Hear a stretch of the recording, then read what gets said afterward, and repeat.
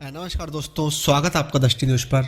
दोस्तों, जैसा कि आपको पता ही है कि हम हर शनिवार को अपना जो एक सीरीज है सवाल आपके और जवाब हमारे नाम से, उसके एपिसोड्स रिलीज करते हैं।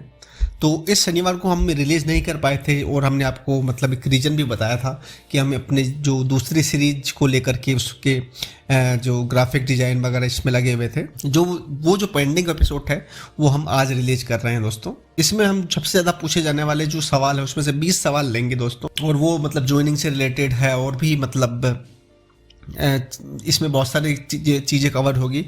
और हम आशा करते हैं कि ये पूरा एपिसोड देखने के बाद आपके बहुत सारे डाउट्स क्लियर हो जाएंगे। ठीक है, उसके बाद भी अगर आपके मन में कोई प्रश्न रहता है तो आप ज़रूर पूछिए कमेंट के माध्यम से, जैसे कि आगे आने वाले समय में आपको एक दिशा निर्धारण के रूप में वो कार्य करेगा जो हमारा जो भी जवाब होगा। ठीक है, तो बस उसी कड़ी में दोस्तों आज हम 14 एपिसोड रिलीज कर रहे हैं इस सीरीज़ का सवाल आपके और जवाब हमारे। ये भी हम RCDF और DOSS स्पेशली रख रहे हैं, और आगे आने वाले 2-3 एपिसोड्स भी हम RCDF DOSS स्पेशल रखेंगे। हमने इसको सिक्योर करके रखा है कि 2-3 एपिसोड तो इसमें रखना ही है, क्योंकि दोस्तों आपको पता है कि हमने इस पूरी वैकेंसी को कवर किया है। तो ये हमारी जिम्मेदारी बनती है कि मतलब कंटिन्यूसली अगर हमने कवर किया तो लास्ट के जो अब कुछ ही सप्ताह रह गए इस वैकेंसी को इन एपिसोड्स में लें। ठीक है दोस्तों, ये 14 एपिसोड है और अब शुरू करते हैं पहले क्वेश्चन को से। लेकिन उससे पहले अनुरोध है कि दोस्तों अगर आप चैनल पर नए हैं तो चैनल को सब्सक्राइब कर लीजिए, वीडियो पसंद आता है तो लाइक कर लीजिए, क्योंकि इस प्रकार के वीडियो हम लाते रहते हैं क्योंकि आपकी जानकारी में एक एनहेंसमेंट ही करते हैं कहीं ना कहीं। ठीक है, तो चलते हैं अपने पहले सवाल की तरफ। शालिनी जी से तो हम सबसे पहले माफ़ी मांगना चाहेंगे। आपने क्वेश्चन 2-3 दिन पहले पूछा था और हम इसका वो एपिसोड रिलीज ही नहीं कर पाए थे। आपने 2-3 बार पूछा भी था, सर हमारे क्वेश्चन का जवाब कब दोगे। तो शालिनी जी सबसे पहले तो आपसे माफ़ी मांगेंगे, क्योंकि एक्चुअली हम बनाना चाह रहे थे लेकिन थोड़े से हमारा बिजी शेड्यूल होने के कारण नहीं हो पाया था। लेकिन अब हम वादा करते हैं कि अब जो भी आपका क्वेश्चन होगा तो हम 1-2 दिन में पूरा उसका आंसर देने की कोशिश करेंगे, वीडियो बना करके देने की पूरा कोशिश करेंगे। ठीक है, तो आपका सवाल था कि सर आंसर शीट चेक करने के लिए RTI लगा सकते हैं क्या RCDF में। तो हमने बोला था कि वीडियो के माध्यम से आपको बताएंगे। फिर आपने बताया था कि यस सर, क्योंकि सभी जगह आंसर में आपत्ति मांगी जाती है और ये भी बताया जाता है कि हमने एग्जाम में क्या किया और क्या गलती हुई। लेकिन यहाँ ऐसा कुछ भी नहीं है, सब पर्दे के पीछे रह गया। तो शालिनी जी देखिए, सबसे पहले तो चीज़ ये है कि आप RTI लगा सकते हैं, लेकिन वो RCRB में लगेगी, क्योंकि जो बोर्ड है जिसने एग्ज़ाम करा है वो तो RCRB है ना। जैसे कि आपको एक एग्जांपल के रूप में समझाए तो जैसे SSB का जो एग्ज़ाम्स वगैरह होते हैं, तो SSB में क्या होता है कि वो ग्रुप B और C का एग्ज़ाम्स वगैरह लेता है SSB।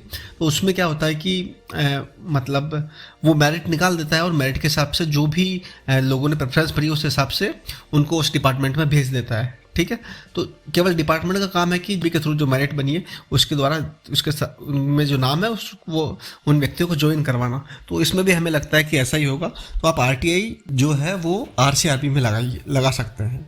ठीक है, अब सबसे बड़ी चीज़ है कि RTI लगा के आपको क्वेश्चंस भी पूछना होगा और आंसर भी पूछना होगा, क्योंकि शालिनी जी यहाँ पर एक सिनेरियो ऐसा बनता है कि जैसे 10 लोग हैं, ठीक है, और पास बैठे और सभी एक ही वैकेंसी के, सेम वैकेंसी हेल्पर की मान लीजिए, सारे हेल्पर है एक रूम में, सारे हेल्पर के 10 लोग हैं, सारे हेल्पर वाला ही एग्जाम दे रहे हैं।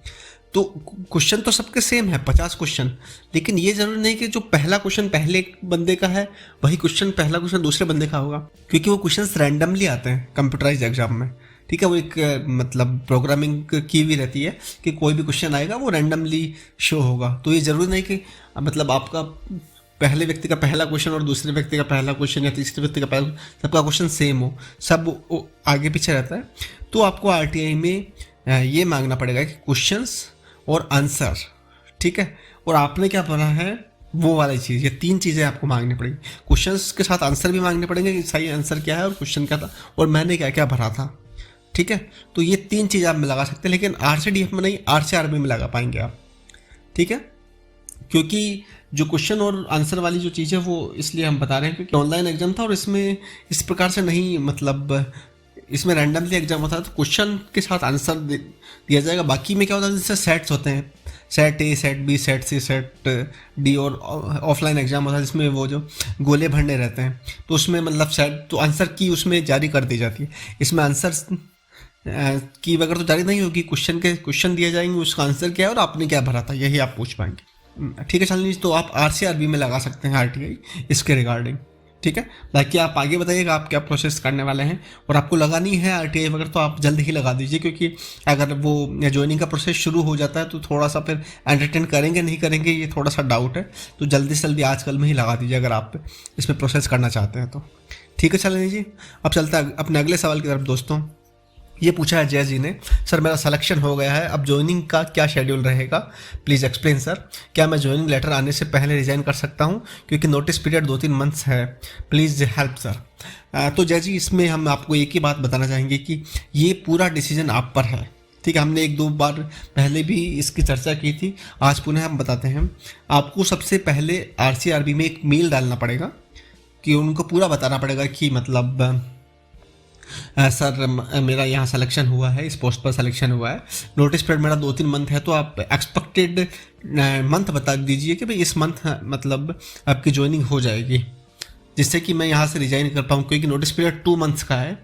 ठीक है, तो फिर एक सवाल आया था कि जो मेल का रिप्लाई नहीं किया जाता है, तो मेल का रिप्लाई नहीं किया जाता तो सबसे बढ़िया है कि आप मेल डाल करके अगर वेट करिए, और अगर आप जयपुर में हैं तो आप 2-3 दिन बाद का मेल का प्रिंट निकाल के RCRB जाइए डायरेक्ट। ठीक है जी, उससे आपको क्लियरिटी होगी। और मेल का रिप्लाई नहीं आता तो पहले हमने बताया था कि मेल का रिप्लाई नहीं आता तो आप फिर जो मंत्री जी हैं उनका CC में रख के फिर आप उसको फॉरवर्ड करिए वापस मेल को। लेकिन बेस्ट है कि आप मेल करिए, अगर जवाब नहीं आता है तो आप उसका प्रिंट आउट निकाल के RCRB चले जाइए। ठीक है, जिससे कि आपको एक चीज़ जिससे कि आपको पूरी क्लियरिटी मिल जाएगी। उनको पूरा बताइएगा कि सर 2 से 3 महीने का मेरा नोटिस पीरियड है। ठीक है, अगर मान लीजिए एकदम ही आपका आ गया और मतलब आपने बोल दिया कि 1 महीने में ज्वाइन करना है, जबकि मेरा 2 मंथ का नोटिस पीरियड है, तो फिर मुझे वहाँ भी मतलब या तो 1 मंथ की सैलरी देनी पड़ेगी, या बहुत सारा प्रोसेस आप पूरा बताइएगा, मेल में एक्सप्लेन करके लिखिएगा। और अगर जवाब नहीं आता तो आप वहाँ जा करके पूछ सकते हैं, और आप बताइएगा ज़रूर जय जी। तो हमारा तो यही सजेशन है, क्योंकि दोस्तों हम सजेशन उसी हिसाब से देते हैं कि हम आपकी जगह होते तो हम क्या करते हैं। ठीक है, तो अगर मैं आपकी जगह होता जय जी तो बस मैं यही करता कि पहले मेल करता, फिर जवाब नहीं आता तो मेल का एक प्रिंट आउट निकाल के या ऑफिस से 1 दिन की छुट्टी ले लीजिए, RCRB जाइए और उनको मतलब क्लियर पूछ लीजिए कि बस सर ये चीज़ है और 2 से 3 मंथ का नोटिस पीरियड है, मैंने मेल भी किया था, मेल का कोई रिप्लाई नहीं आया है, तो आप बता दीजिए कि कितने मंथ में ज्वाइनिंग हो जाएगी, जिससे कि मैं वहाँ से रिजाइन कर पाऊँ। ठीक है जय जी, अब चलता है अगले सवाल की तरफ दोस्तों। ये सुनील कुमार शर्मा जी का सवाल है। इन्होंने बताया, एक सवाल पूछा था कि सर आपके चैनल द्वारा जो सहयोग किया गया उसके लिए आपको हार्दिक आभार और साधुवाद। मेरे डेयरी वर्कर पोस्ट पर अजमेर में चयन हुआ है, मैंने आपसे जिला परिवर्तन संबंधी जो प्रश्न किया है कृपया उसका जवाब अवश्य दे, प्रतीक्षा रहेगी। अब इनका प्रश्न क्या था कि सर मेरा डेयरी वर्कर पोस्ट पर अजमेर में चयन हुआ है, मैंने फॉर्म भरते समय गलती से पहली वरीयता में अजमेर ज़िला भर दिया था, मैं इसे बदलकर जयपुर DUSS लेना चाहता हूँ। अजमेर के स्थान पर जयपुर जिला कैसे मिल सकता है कृपया ज़रूर बताएं, जबकि मेरे सर्वाधिक अंक 92 आए हैं 100 में से। तो देखिए सुनील जी, सबसे पहली चीज़ तो ये है कि जो प्रेफरेंस मांगी गई थी उस हिसाब से ही मतलब अलॉट किया गया है। ठीक है, तो आपको एक बार ये RCRB में बात करनी ही पड़ेगी इसके रिगार्डिंग। दूसरी पोस्टों में क्या होता है कि जो सबसे ज़्यादा जिसके नंबर हैं तो उनको बुलाया जाता है, जैसे STC वगैरह जो एग्ज़ाम होते हैं या मेडिकल के लिए भी जो एग्ज़ाम होते हैं मेरिट के हिसाब से बुलाया जाता है, फिर उनको प्रेफरेंस पूछा जाता है। लेकिन इस वैकेंसी में प्रेफरेंस पहले ही पूछ लिया गया था। ठीक है, तो आप ये बता सकते हैं कि उस समय मुझे इतनी जानकारी नहीं थी तो मैंने फॉर्म भरते समय गलती कर दी है, अब इसका क्या प्रोसेस है सर, अब मैं बदलना चाहता हूँ, तो वो सबसे सटीक जवाब तो वो RCRB वाले ही दे पाएंगे। तो आपको एक बार विजिट करना चाहिए हमारे हिसाब से। तो बाकी इसमें एक चीज़ और होती है कि म्यूचुअल जो मतलब ट्रांसफ़र होता है, म्यूचुअल ट्रांसफ़र में ये रहता है कि जैसे एक व्यक्ति जो अजमेर का है वो जयपुर जाना चाह रहा है और जो जयपुर का है वो अजमेर आना चाह रहा है। ठीक है, जैसे आप अजमेर से जयपुर जाना चाह रहे हैं, अगर कोई जयपुर का है वो अजमेर आना चाह रहा है, अगर ऐसा आपको कोई मिलता है या जो भी व्यक्ति ये सुन रहे हैं जिनका जयपुर में सिलेक्शन हुआ है और वो अजमेर जाना चाहता है, तो आप नीचे कमेंट कर सकते हैं, जिससे कि सुनील शर्मा जी आपका मतलब आपसे संपर्क करके एक बार RCRB जा कर के बोल सकते हैं कि सर मुझे ये मतलब जयपुर में हुआ है, ये वहाँ जाना चाह रहे हैं अजमेर, और मैं अजमेर में हुआ है, मैं जयपुर आना चाह रहा हूँ, तो दोनों जगह हमारा म्यूचुअल ट्रांसफ़र कर दीजिए। तो ये एक तरीका है। ठीक है, बाकी सुनील जी एक बार आपको हमारे हिसाब से तो RCRB विजिट करना चाहिए, क्योंकि देखिए हम जैसा कि हमने पिछले क्वेश्चन में बताया था कि हम वही चीज़ बताते हैं, अगर आपकी जगह हम होते तो क्या करते हैं। ठीक है, तो हम तो यही करते कि एक बार RCRB जा करके उनसे क्लियर पूछ लेते कि सर मैं चेंज करना चाहता हूँ तो उसका क्या प्रोसेस है, ठीक है। हालांकि मतलब प्रेफरेंस मांगी गई है तो चेंज नहीं होती है, लेकिन फिर भी अगर कुछ हो सकता है तो वो RCRB वाले ही ज़्यादा बता पाएंगे। ठीक है सुनील जी, अब चलते हैं आगे अपने अगले क्वेश्चन पर। ये प्रदीप मान जी ने पूछा है, सर मेरा प्लांट ऑपरेटर PWD में हो गया है और ज्वाइन करूँ या नहीं, ठीक रीट के अंदर मेरे 111 नंबर आए हैं। देखिए दोस्तों, इनका प्रदीप जी का क्वेश्चन ये है कि इनका प्लांट ऑपरेटर में हो गया है PWD में, वो रीट के अंदर 111 नंबर आए हैं, तो वो ज्वाइन करे या नहीं करे रीट यहाँ पर। देखिए प्रदीप जी, सबसे बड़ी चीज़ है कि अभी जो रीट का एग्ज़ाम है वो आई थिंक फंस गया है। कोई CBI की मांग भी कर रहा है, CBI की इंक्वायरी की, जो भी इसमें मतलब पेपर लीक वगैरह का हुआ है। जहाँ तक हमें लगता है कि ये मामला कब सुलझेगा अभी इसका कुछ पता नहीं है, ठीक है। और एक असमंजस की स्थिति बनी हुई है, ये डिसीजन आपको ही लेना पड़ेगा, क्योंकि हम तो यही कहेंगे कि जैसे प्लांट ऑपरेटर और जो टीचर है, ठीक है, उन दोनों में से जो की बात करें तो टीचर इज बेटर, ठीक है। Plant operator is also better, लेकिन टीचर बहुत अच्छा है, क्योंकि उसमें देखिए छुट्टियां भी आपके रहती है काफ़ी। अगर जैसे गर्मियों का टाइम रहा तो 7 से 1 का टाइम रहेगा, 8 से 2 का टाइम रहेगा ऐसे, और अगर सर्दियों का टाइम रहा तो 10 से 4 का टाइम रहेगा। बाकी आप फ्री ही हैं, ठीक है। और गाँव के अगर आपके कहीं गाँव में लग गई तो बहुत अच्छी चीज़ है, आप अपने घर के आसपास रह सकते हैं। तो काफ़ी सारी चीज़ें हैं। प्लांट ऑपरेटर का अपना अलग जॉब है, वो भी अच्छा है। तो दोस्तों ये हम जितना समझ पा रहे हैं, हमारे हिसाब से ये इसलिए पूछ रहे हैं क्योंकि मान लीजिए कि इन्होंने प्लांट ऑपरेटर में ज्वाइन कर लिया, अब 2 साल का इसमें प्रोबेशन है, तो प्रोबेशन में छोड़ दें तो कोई दिक्कत नहीं, लेकिन एक बॉन्ड भी है दोस्तों, ठीक है। अगर 2 और उसी बीच में इनका नीट का एग्जाम है, उसकी मतलब फाइनल जो वो है मेरिट लिस्ट वो बन के इनका सिलेक्शन हो गया और बोल दिया कि आपको ज्वाइन करना है, तो अगर वो प्लांट ऑपरेटर वाली जॉब छोड़ेंगे तो उनको एक मान सकते हैं कि बॉन्ड का जो पैसा है वो भी देना पड़ेगा। तो देखिए प्रदीप जी, ये डिसीजन तो देखिए आपका ही रहेगा, जैसा कि हमने भी पहले भी बताया है। रीट वाला जो एग्ज़ाम है उसमें हमें लगता है कि 5-6 महीने तो लग ही जाएंगे, या हो सकता है उससे भी ज़्यादा टाइम लगे, ठीक है। बाकी जो प्लांट ऑपरेटर वाला है, हो सकता है कि जो भी पोस्टिंग है ये 2-3 महीने में ही दे दे, ठीक है। बाकी बॉन्ड कितने का है ये भी एक बार पता करना पड़ेगा आपको। ओवरऑल हम यही कहना चाह रहे हैं कि मान लीजिए अभी आप जॉब नहीं कर रहे हैं और आपका प्लांट ऑपरेटर में हो गया है, ठीक है। अगर आप जॉब कर रहे हैं तो फिर तो आप जो जॉब का है वही उस पर कंटिन्यू रहिए। बाकी अगर आप जॉब कर रहे हैं और प्लांट ऑपरेटर वाला पहला जाता है तो हमारे हिसाब से तो आप ज्वाइन करिए, ठीक है। और 6 महीने तक 7 महीने तक आप जॉब वो करते रहिए। प्रोबेशन में जो भी सैलरी मिलेगी आपको 15-20 हज़ार या जो भी है वो आप लेते रहिए, ठीक है।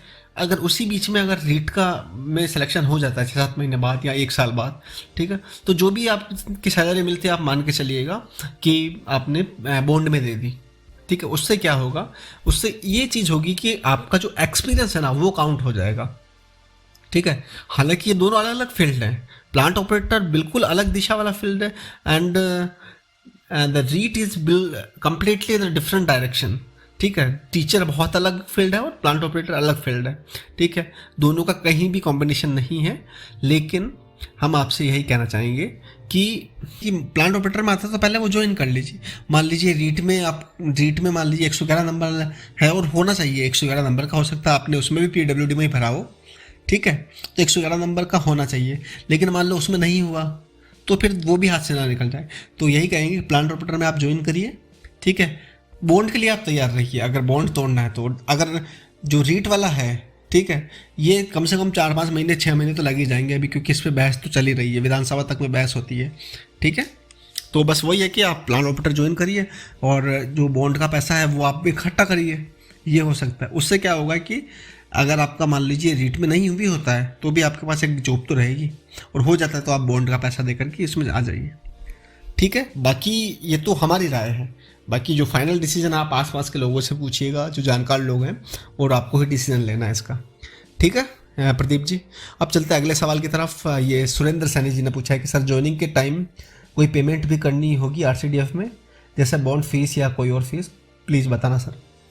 सुरेंद्र जी को हमने कमेंट करके बताया था, और दोस्तों ये बता देते हैं कि कोई पेमेंट नहीं करनी होती है, ठीक है। बॉन्ड जो होता है वो एक हर संस्था की एक लैंग्वेज होती है, उसमें वो एक लैंग्वेज देंगे, उसको आपको 100-150 रुपये के स्टाम्प पेपर पर छाप करके कोर्ट में जा कर के साइन वाइन करवा के किसी भी वकील या जो भी कुछ अधिकारी है उससे साइन करवा के वो मान्य होगा। आपको पैसा कुछ नहीं देना है। आपने इतनी मेहनत करके, आपने इतना कंपटीशन फाइट करके आपकी जॉब लगी है, तो फिर कोई पैसा नहीं देना है आपको, ठीक है। पैसा तो वो देंगे आपको सैलरी के रूप में। हाँ, जो बॉन्ड में जितना पैसा है और 2 साल का प्रोबेशन है, अगर आप 2 साल पहले ये जॉब छोड़ते हैं तो फिर आपको देना पड़ेगा, वरना कोई पैसा नहीं देना आपको, ठीक है सुरेंद्र जी। वो हमने आपको कमेंट में भी एक्सप्लेन किया था और यहाँ पर भी एक बार कर रहे हैं, ठीक है। अब चलते हैं दोस्तों अगले सवाल की तरफ। ये सवाल है कुंजन प्रजापति जी का। कुंजन जी पूछ रहे हैं कि सर प्लीज़ बताएं कि इसकी ज्वाइनिंग कब तक हो सकती है, और सर हेल्पर की सैलरी 7th पे की होगी ना, प्लीज़ क्लियर करो। तो गुंजन जी आपसे यही कहना चाहेंगे कि देखिए DOSS में बहुत जगह हमें पता चला कि 6 पे कमीशन है, बहुत जगह 7th पे कमीशन है। एक दिनेश दुबे जी हैं, उनका क्वेश्चन भी इस एपिसोड में हमने लिया है। उनका कहना है कि जो कोटा जो DOSS उसमें 7th पे कमीशन चल रहा है, तो हो सकता है कि 7th पे कमीशन के हिसाब से ही हो, ठीक है। ज्वाइनिंग का जो सवाल है, हमें लगता है कि अब आप मान के चलिए कि फरवरी के लास्ट से मतलब स्टार्ट हो जाना चाहिए, क्योंकि सारे रिजल्ट तो आ गए हैं, ठीक है। तो अब धीरे धीरे ज्वाइनिंग लेटर वगैरह देना या जो भी प्रोसेस है वो शुरू हो जाना चाहिए, क्योंकि आप देखिए कि KVSS का जो वैकेंसी निकली थी वो सितंबर में उसका फाइनल रिजल्ट आ गया था, ठीक है। तो उनकी भी ज्वाइनिंग वगैरह हो गई है, ठीक है। तो इसका भी आई थिंक फरवरी से स्टार्ट हो जाएगा। लेकिन आप मान के चलिए कि मान लो किसी का नोटिस पीरियड वगैरह रहता है 1-1.5 महीने का या जो भी रहता है, तो नेक्स्ट फाइनेंशियल ईयर में आपकी ज्वाइनिंग वगैरह पूरा प्रोसेस हो जाएगा। तो अप्रैल मई तक हो जाना चाहिए, इस साल जितना भी प्रोसेस है वो पूरा कंप्लीट, और वो स्टार्ट होना चाहिए। अभी फरवरी से स्टार्ट हो जाएगा और हो सकता है मार्च में भी बहुत सारों को ज्वाइनिंग लेटर मिल जाए, ठीक है। अब चलते दोस्तों अगले सवाल की तरफ। ये मनीष गहवाल जी का सवाल है कि पुलिस वेरिफिकेशन और मेडिकल का क्या सीन रहेगा। देखिए मनीष जी, पुलिस वेरिफिकेशन जो होता है वो जो आपने एड्रेस दिया था वहाँ पर पुलिस आएगी, और सबसे बड़ी चीज़ है कि आपको बता के नहीं आते हैं वो कि भाई आज हम आएंगे या कल हम आएंगे, ठीक है। जो भी पीरियड है एक पुलिस ऑफिसर आकर के आपको कॉल करेगा कि हम आ गए हैं, वो केवल और केवल आपका एड्रेस वेरीफाई करने के लिए होता है, और मतलब आप मतलब जेन्युइन पर्सन है उसके लिए होता है। वहाँ पर आपका वो ID वगैरह देखेंगे, ठीक है। तो मतलब आप कभी भी आ सकते हैं, ठीक है। जो आपने एड्रेस दिया वहाँ पर आप उपस्थित रहिए, ठीक है। और बाकी किसी कारणवश आप अगर किसी और सिटी में चले जाते हैं तो उनको बता सकते हैं कि सर अभी मैं आया हूँ, कल मैं आ जाऊँगा, कल आप आ जाइएगा। तो वो एक म्यूचुअल अंडरस्टैंडिंग वाली चीज़ होती है। और बाकी मेडिकल जो है तो 2-3 चीज़ें होती है मेडिकल में। एक तो आप जो CMHO जो भी ऑफिस वगैरह होता है वहाँ जा करके आप मेडिकल बना सकते हैं, ठीक है। बाकी क्या होता है कि जो संस्था होती है ना, उनका खुद का भी एक मेडिकल रिप्रेजेंटेटिव होता है, ठीक है। जैसे जो LIC हाउसिंग फाइनेंस है, 1-2 हमारे दोस्त वहाँ पर काम करते हैं, तो उनका क्या हुआ था कि जैसे दिल्ली में आप मान लीजिए, दिल्ली में उसका ऑफिस है, तो उनका क्या एक रिप्रेजेंटेटिव है। अगर आप उनके ऑफिस में जाइए कि सर मेडिकल के लिए हमारे पास कॉल आया है, तो वो एक मतलब पर्सन का एड्रेस लिख के देते हैं कि इस डॉक्टर से जाके आप करवा लीजिए, तो उनका वो रिप्रेजेंटेटिव रहता है, ठीक है। तो हो सकता है कि दोस्तों मेडिकल का मतलब या तो आप CMHO से आप करवाएंगे या फिर उनका कोई रिप्रेजेंटेटिव रहेगा, तो उससे ये आपको खबर मिलेगी कि जो भी आप ज्वाइन करेंगे उससे पहले ये जमा कराना रहता है, ठीक है। आपके मेल या जो भी पोस्ट के थ्रू इंटीमेशन आपको जरूर मिलेगा इसके रिगार्डिंग, ठीक है मनीष जी। अब चलता है अगले सवाल की तरफ। दिनेश दुबे जी का सवाल है, नाइस वीडियो सर जी, 7th ग्रेड पे और ज्वाइनिंग से संबंधित सटीक वीडियो जरूर बनाएं। हमारे कोटा डेयरी में 7वां वेतन पे लागू है। दिनेश जी, जैसा कि अभी गुंजन जी का सवाल था उसमें भी आपका हमने जिक्र किया था। तो जो ज्वाइनिंग से रिलेटेड जो सवाल है वो हम यही बताना चाहेंगे कि हमें लगता है कि अभी ये फरवरी तक आई थिंक प्रोसेस पूरा होकर के मार्च में ज्वाइनिंग लेटर बनना स्टार्ट हो सकते हैं। बाकी देखते हैं क्या होता है, क्योंकि एग्जैक्ट तो RCRB वाले ही बता पाएंगे। हम पूरी कोशिश कर रहे हैं इन्फॉर्मेशन लेने की, ठीक है। जैसे ही हमें कोई इन्फॉर्मेशन मिलता है तो जरूर इस पर सटीक वीडियो बनाएंगे। और धन्यवाद बहुत बहुत दिनेश जी आपका सवाल पूछने के लिए। अब चलते हैं दोस्तों अपने अगले सवाल की तरफ। ये CS भाटी जी का सवाल है कि हेलो सर, ज्वाइनिंग कब आने वाली है। तो सेम ये ज्वाइनिंग से रिलेटेड बहुत सारे सवाल आ रहे हैं भाटी जी, तो ये बहुत जल्द ही आपको मतलब इन्फॉर्मेशन मिल जाएगी, क्योंकि अब रिजल्ट तो सारे हो चुके हैं, ठीक है। और कोई दूसरी वैकेंसी भी नहीं निकली है। पूरा जो RCRB का जो पूरा ध्यान इससे RCDF और DOSS की जो ज्वाइनिंग है इसको लेकर के होगा, क्योंकि दूसरी वैकेंसी तो है नहीं। और सारा केवल और केवल ये एक ही वैकेंसी निकली है, उसका प्रोसेस उसके भी सारे रिजल्ट आ गए हैं। तो हमें लगता है कि बहुत जल्द अब ज्वाइनिंग मिलने वाली है, ठीक है, और जैसे ही हमें और भी खबर मिलते हैं तो आपको ज़रूर बताएंगे। दोस्तों अब चलते हैं अपने अगले सवाल की तरफ। ये अफजल हुसैन जी का सवाल है। सर जी मेरे पास गवर्नमेंट एक्सपीरियंस था पर मेरे मार्क्स कुछ कम रह गए लैब असिस्टेंट में, इस कारण मेरा नहीं हुआ। सर आप मुझे ये बता सकते हैं कि एक्सपीरियंस सर्टिफिकेट वापस चेक DSS और RCDF करेगा क्या? देखिए अफजल जी, सबसे बड़ी चीज़ है कि मार्क्स कम रहेगा तो सिलेक्शन नहीं हुआ, ठीक है। बाकी जो एक्सपीरियंस लेटर है वो DSS और RCDF नहीं करेगा, वो RCRB करेगा, ठीक है। उसका रीज़न ये है कि पूरी वैकेंसी DV वगैरह सब वहीं हुआ है और फाइनल सिलेक्शन उनके द्वारा ही किया गया है, RCRB के द्वारा। वो आपको इन संस्थाओं में भेज रहे हैं, ठीक है, तो RCRB ही करेगा। लेकिन अब जैसा कि आप बता रहे हैं नंबर कम है तो फिर चेक नहीं करेंगे कोई भी, ठीक है। बाकी अगर आपको चेक करवाना है और आपके पास एक वैलिड रीज़न है कि मतलब हो सकता है मेरा सिलेक्शन, तो जो RCDF और DSS नहीं करेगा वो RCRB में ही आपको जाना पड़ेगा। तो बस आपसे हम यही अनुरोध करते हैं कि आप RCRB में संपर्क करिए या एक दिन विजिट कर लीजिए, ठीक है। हो सकता है सैटरडे संडे ऑफ रहता हो तो मंडे से फ्राइडे अगर आप कहीं जॉब भी करते हो तो एक दिन की छुट्टी लेकर के आप जा सकते हैं वहाँ पे, ठीक है। अफजल जी थैंक यू सवाल पूछने के लिए। अब चलता है अगले सवाल की तरफ। दोस्तों ये हमारे यूजर्स हैं श्री गंगानगर जी, वो पूछ रहे हैं कि सभी ज्वाइनिंग के बारे में पूछ रहे हैं। सर अगर आपके पास कोई ज्वाइनिंग के बारे में इन्फॉर्मेशन हो ज़रूर बताएं।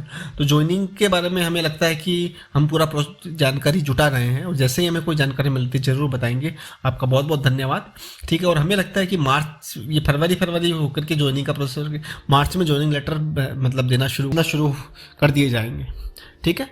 बाकी और भी कोई भी इन्फॉर्मेशन मिलते हैं तो ज़रूर शेयर करेंगे। थैंक यू सर सवाल के लिए। अब चलता है अगले सवाल की तरफ। दोस्तों ये ITI स्ट्रेटजी अल्ताफ़ सर जी हैं, जो अल्ताफ़ सर जी हैं, ये पूछ रहे हैं कि सर RCDF के आंसर की कब आएगी, इलेक्ट्रिशियन की बताओ या फिर ये सब फर्जी रिजल्ट है। देखिए अल्ताफ़ सर जी, सबसे बड़ी चीज़ ये है कि आंसर की है वो नहीं आती है, जितना हमें एक्सपीरियंस है और जितना हमने मतलब इस वैकेंसी को उससे हम जुड़े हैं। क्योंकि आप RCRB की साइट पर जाकर देख लीजिए, जो रिक्रूटमेंट एडवर्टाइजमेंट आता है या फिर रिजल्ट वाला पेज है, कहीं पे भी आंसर की नहीं है, ठीक है। आंसर की तो उसमें आती है जैसे कोई सेट्स हो ना, set A set B set C set D, तो आंसर की ऑफ सेट A आंसर की ऑफ सेट B ऐसे कर सकते हैं। लेकिन ये तो ऑनलाइन पेपर था और उसमें जैसे 5, जैसे कि हमने पहले बताया था कि लीजिए 10 लोग हैं एक कमरे में और 10 के सेम क्वेश्चन है, लेकिन ये ज़रूरी नहीं कि पहले व्यक्ति का जो पहला क्वेश्चन है वो दूसरे व्यक्ति का पहला क्वेश्चन है, वो हो सकता है 5वां भी हो सकता है। तो इससे रैंडमली क्वेश्चन है, तो आंसर की तो नहीं आएगी, ठीक है। क्योंकि आप साइट पे जाकर देखेंगे तो 2019 तक के मतलब जो रिजल्ट वगैरह वो भी रखे हुए हैं, तो आंसर की का वहाँ पर कोई भी नहीं मतलब दे रखा है, ठीक है। तो आपको इसके लिए या तो आप RCRB विजिट करिए या फिर RTI भी लगा सकते हैं, हो सकता है उससे आपको कोई जानकारी मिले, ठीक है। क्योंकि और आंसर की तो नहीं आएगी, आंसर तो वैसे आंसर की बजाय वो क्वेश्चन की लिस्ट और आंसर उसमें कौन कौन से हैं वो वैसा देंगे, ठीक है। बाकी आंसर की डायरेक्ट केवल आंसर की नहीं देंगे वो, ठीक है। Altaf sir ji thank you सवाल पूछने के लिए। अब चलते हैं दोस्तों अगले सवाल की तरफ। ये हमारे एक यूजर है BK जी, जो भी है ये पूछ रहे हैं कि अगर किसी ने दूसरे गवर्नमेंट ऑर्गेनाइजेशन में हायर डेजिग्नेशन पर ऑलरेडी ज्वाइन कर लिया है and he not interested in RCDF, इस केस में वेटिंग लिस्ट आएगी क्या? तो देखिए सर, बिल्कुल आनी चाहिए वेटिंग लिस्ट। और यही नहीं, सेम जो RCDF DSS की वैकेंसी निकली थी, हमने वेटिंग लिस्ट का जो 2 वीडियो बनाए थे उसमें हमने बताया कि एक ही व्यक्ति, ऐसे कई व्यक्ति है, ठीक है, जिनका मतलब डिप्टी मैनेजर पे भी हो गया है, असिस्टेंट मैनेजर पे भी हो गया है, तो ऑब्वियसली वो डिप्टी मैनेजर पे ज्वाइन करेंगे तो असिस्टेंट मैनेजर की पोस्ट खाली रहेगी, तो उसमें वेटिंग लिस्ट आनी चाहिए, ठीक है। और ऐसे ही किसी ने ज्वाइन नहीं किया RCDF तो वेटिंग लिस्ट आनी चाहिए। तो हमारे हिसाब से तो वेटिंग लिस्ट आनी चाहिए, लेकिन बीच में हमारे जो एक यूजर्स हैं उन्होंने भी बताया था कि वेटिंग लिस्ट नहीं आएगी, हो सकता है कि जैसे इतने सालों से वैकेंसी नहीं निकली है तो ऐसा ही चला दें। तो हमें ऐसा लगता नहीं है कि ऐसा कुछ होगा, वेटिंग लिस्ट आनी चाहिए, ठीक है। और अगर किसी ने दूसरी जगह ज्वाइन कर लिया तो उसमें वो पोस्ट खाली रह गई, तो पोस्ट खाली रह गई तो उसकी जगह वेटिंग लिस्ट आनी ही चाहिए, ठीक है। बाकी देखते हैं क्या होता है आगे, जैसे आपको कुछ चीज़ से रिगार्डिंग खबर मिलती है तो ज़रूर बताएंगे। हमारे हिसाब से अभी के हिसाब से अगर देखा जाए तो वेटिंग लिस्ट आनी चाहिए, ठीक है। अब चलता है अगले सवाल की तरफ। दोस्तों ये नीलू पोटर जी ने पूछा है कि ज्वाइनिंग में कितना टाइम लगेगा और डॉक्यूमेंट क्या होंगे। तो डॉक्यूमेंट वगैरह आई थिंक RCRB ने चेक कर लिए होंगे, और फिर भी एक कॉपी हो सकता है कि जो भी DV के समय थे वो RCDF या DSS रख ले अपने पास, ठीक है। बाकी ऐसे रखेंगे नहीं, वो रखा नहीं जाता है क्योंकि आरसीआरबी ने पूरा कंप्लीट करके ही भेजा, और जो भी डॉक्यूमेंट्स वगैरह जो आरसीआरबी ने आपने दिखाए या मतलब जमा करवाए होंगे फोटोकॉपी वगैरह, वो आरसीआरबी ही भेज देगा DOSS और RCDF में। ठीक है। बाकी ज्वाइनिंग में जितना समय है वो तो आप मान के चलिए कि बहुत जल्दी मिलने वाली है। 15 से 20 दिन में, मार्च के फर्स्ट वीक में ज्वाइनिंग देना स्टार्ट हो जाना चाहिए हमारे हिसाब से तो। ठीक है नीलू जी, बाकी जो भी इन्फॉर्मेशन और भी मिलती तो हम आपको जरूर बताएंगे, साझा करेंगे आपके साथ। ठीक है, थैंक यू। चलते अगले सवाल की तरफ दोस्तों। प्रिंस राकू फैन क्लब जो भी यूजर हैं उनका सवाल है कि सर पुलिस वेरिफिकेशन और मेडिकल कब करवाना होगा या कोई नोटिस आएगा? तो बिल्कुल नोटिस आएगा आपके पास। पुलिस वेरिफिकेशन आपको नहीं करवाना जाके, पुलिस वाले आपके पास आएंगे, ठीक है, और आपका केवल एड्रेस वेरिफिकेशन और आपका जो आईडी वगैरह देखेंगे। ठीक है। मेडिकल के बारे में हमने आपको पहले भी बताया था इस वीडियो में कि मेडिकल के रिगार्डिंग ये है कि या तो आप CMHSO से करवा दीजिए, एक नोटिस आएगा। ठीक है। नोटिस के अनुसार वो एक आपको या तो एड्रेस दे देंगे, यहाँ जा करके आप करवा सकते हैं आपका मेडिकल। ठीक है। तो ऐसा ही मेडिकल होता है गवर्नमेंट इंस्टीट्यूशंस में। बाकी देखते हैं, और बाकी ये भी हो सकता है कि कोई भी CMHSO जो ऑफिस होता है, जो मेडिकल ऑफिस, वहाँ जाकर के आप करवा सकते हैं। तो हो सकता है क्या, अगर ऐसा नोटिस आता है तो आप कहीं से भी जाकर करवा लीजिए, और बाकी एक पर्टिकुलर मतलब बोला जाता है कि आपको इसी ऑफिस में जाकर करवाना है तो आपको वहाँ जाना पड़ेगा। ठीक है। अब चलते हैं दोस्तों अगले सवाल की तरफ। ये नीरू खत्री जी का सवाल है कि सर ज्वाइनिंग कब देंगे? सेम ये क्वेश्चन काफ़ी लोगों द्वारा पूछा जा रहा है दोस्तों। लगता है कि अब 15-20 दिन में ज्वाइनिंग का प्रोसेस स्टार्ट हो जाना चाहिए। ठीक है।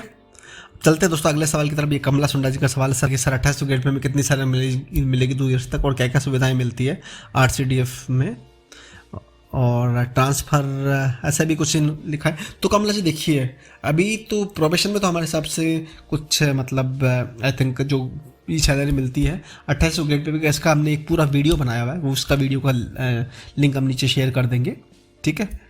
तो आप वहाँ पे पूरा मतलब जा कर के देख सकते हैं। साथ ही साथ जो सेंट्रल गवर्नमेंट के बारे में हम बता सकते हैं कि जैसे जो हाउस वगैरह जो होता है ना, उसमें क्या होता है कि एक पोर्टल बनाया हुआ है सेंट्रल गवर्नमेंट का, उसमें आप अप्लाई करते हैं।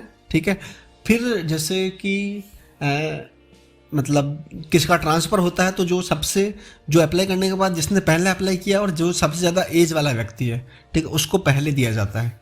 ठीक है। तो हो सकता है कि राजस्थान में भी ऐसा कुछ हो, लेकिन अभी 2 साल तक तो आप मान के चलिए कि केवल और केवल आपको ये केवल प्रोबेशन में जो सैलरी मिलती है वही मिलेगी। ठीक है, जहाँ तक हमें लगता है। और बाकी जो प्रोबेशन में कितनी सैलरी मिलेगी उसका हम एक वीडियो है पूरा अलग से बनाया, वो नीचे अटैच कर देंगे उसका लिंक। ठीक है कमला जी, थैंक यू। अब चलता अगले सवाल की तरफ। राकेश कुमार ढांगा जी, लैब असिस्टेंट की वेटिंग लिस्ट आएगी या नहीं? वेटिंग लिस्ट आनी चाहिए दोस्तों, क्योंकि पद खाली हैं। बाकी अब देखते हैं वेटिंग लिस्ट आएगी या नहीं आएगी, क्योंकि लैब असिस्टेंट में जो हमने वीडियो बनाया था उसमें 4-5 पद तो आराम से खाली साफ दिख ही रहे थे। ठीक है। तो अब RCRB डिपेंड करता है कि वो वेटिंग लिस्ट देगी या नहीं, हमें भी इंतज़ार है। तो अब बस हम वही देखना चाह रहे हैं कि पहले ज्वाइनिंग दे करके फिर जो पद खाली है उनकी वेटिंग लिस्ट आएगी या कैसे करते हैं। ठीक है। क्योंकि ये काफ़ी मतलब समय बाद वैकेंसी निकली है, और वापस कब निकलेगी ये भी पता नहीं है। तो वेटिंग लिस्ट हमारे हिसाब से आनी चाहिए। ठीक है। बाकी मतलब होप फॉर द बेस्ट, देखते हैं क्या होता है। ठीक है राकेश जी, अब चलते हैं अगले सवाल की तरफ दोस्तों। ये बनवारी मीणा जी का सवाल है कि सर जी DT पोस्ट की ज्वाइनिंग प्रोसेस और कब तक होगी ज्वाइनिंग? ज्वाइनिंग प्रोसेस तो वही है कि आपके पास एक जो मतलब पोस्ट के थ्रू या तो आपके पास आपके घर पे लेटर आएगा या फिर ईमेल भी आएगा, तो आपको बता दिया जाएगा। और जो जहाँ तक ज्वाइनिंग का सवाल है, मार्च फर्स्ट वीक में हो सकता है ज्वाइनिंग की प्रोसेस स्टार्ट हो जाए, तो आप मान के चलिए कि पूरा इस प्रोसेस कंप्लीट होने में अप्रैल तक पूरी ज्वाइनिंग वगैरह हो सकती है सभी की, अप्रैल मई तक। ठीक है। अब चलता अगले सवाल की तरफ। ये भी कमला सुंडा जी का सवाल है सर, इसमें फीमेल्स का क्या काम होगा और 2800 ग्रेड पे की सैलरी क्या होगी, ज्वाइनिंग कब तक रहेगी?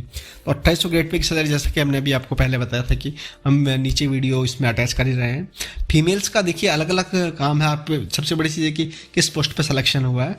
ठीक है। मान लीजिए आपका इलेक्ट्रीशियन में हुआ है तो एक फील्ड वर्क भी रहता, हो सकता है वो भी हो, क्योंकि IN JN भी मतलब फीमेल्स रहती है तो उनका भी काम सेम ही होता है। बाकी ज्वाइनिंग काम कंटिन्यूसली बहुत सारे लोग पूछ रहे हैं, हमें लगता है कि मार्च फर्स्ट वीक में ज्वाइनिंग का प्रक्रिया स्टार्ट हो सकती है।